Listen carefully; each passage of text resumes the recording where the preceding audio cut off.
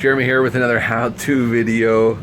Alright, I got the WF203s. These bad boys are about 7-ish years old, maybe 8. My dryer is not heating. So I have a non-heating dryer. I can fire it on, but there's no heat. Everything turns and moves and everything's good. I've already changed the sensor before, so I know exactly what to do. So I'm just going to give you guys a quick rundown. First things first. Pull the plug. That's key. Turn her off. All right. And rigid pipe, hands down, rigid pipe all the way for sure. Okay, now I'm gonna unscrew it. So I gotta take the lid off to get access to this.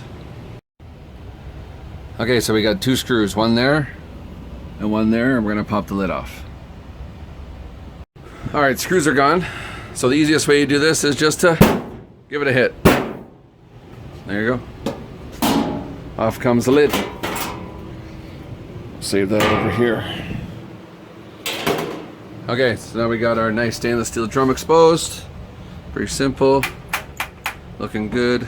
Felt's looking good. Alright, see all these screws here? I'm going to polish all these off and then access the control panel. Alright, I've taken the screws out. And then so basically what you do, you're just going to pull it off. It's kind of tight there, and what it is, just sort of resting. And it's sort of these notches here, so that's it. We're just going to take that off and we're going to set it up here. Up and out of the way. Alright, next thing we're going to do is we're going to take out some of these screws here so that we can take the door off. Alright, so we got 2 there, 2 screws there, and 2 screws that screw into the vent area. You don't touch those ones because those are part of the door and the sensor and whatnot. But that's it. So once you take those off, it's just going to release. But you're going to find a connector here that we have to disconnect. So I'll go ahead and disconnect that.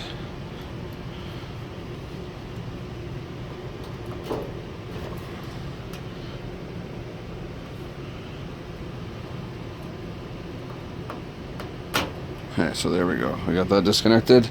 There's the door. I'm just going to close it. Okay, and then so you got to lift it because it sits on little U down there. That's it. Door gone. Alright, so here we go. We got our wide open. We got the door off. What we're going to do is we're going to get to these 2 sensors here. There's a heat exchanger. To get that out, I guess while I'm here, to get that out, is you're going to take these screws and these pieces out here, and you're just going to turn it. You turn it on its side, and then you draw it out the front. Some people take it out the back. It's honestly way too much work.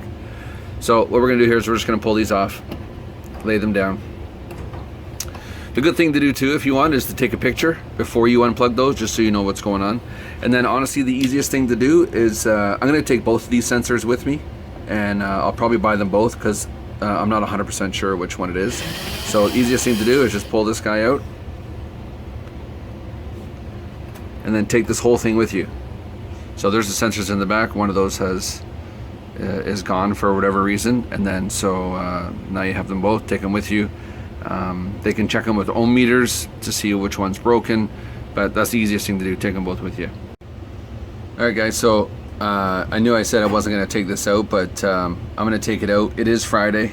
There are a bunch of sensors on the side there, so I don't want to go all weekend without dryer potentially doing loads, all that kind of stuff. So I'm going to take this out, bring it with me, and have them tested as well. Alright, so I got the screws out. Now to get this out of there, out of the back, there's no screws in the back of the unit. It is snug, so you do have to give it a pull. There. And then what we're going to do is we're just going to turn this and slide it out. Try and do all this with one hand. Check this out here. Take the housing out. There you go. Turn and Bob's your uncle.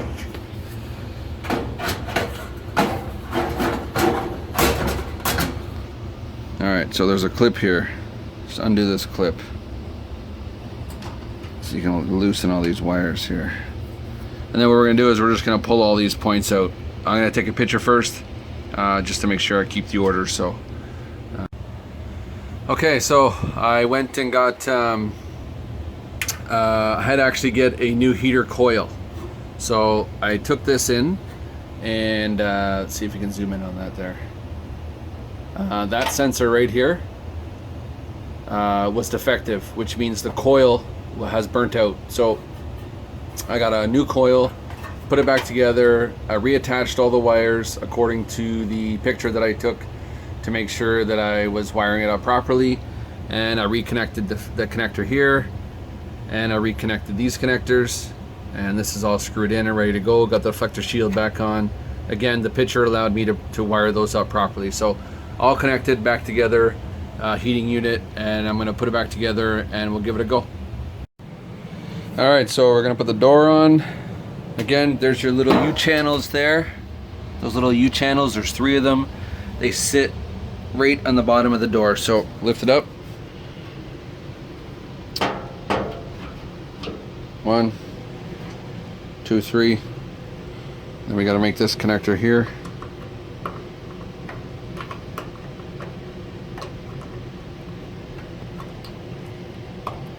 Make sure it's in there good. Hide the wire.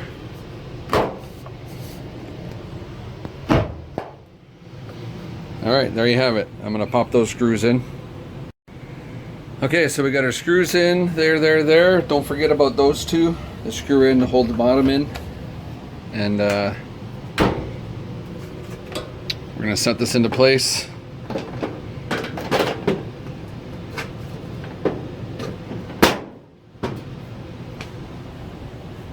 And I'm gonna plug it in, and we're gonna give her a test run before I put the lid on. All right, all plugged in. Again, like I said, I got the lid off. We're gonna give her a whirl. All right, at least it works. Let's give it a shot.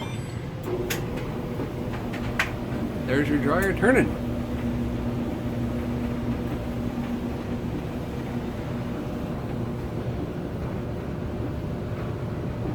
Easiest way for us to tell if this is heating up is to touch the pipe. Once this pipe gets warm, we got heat. It's getting warmer. It is getting warmer.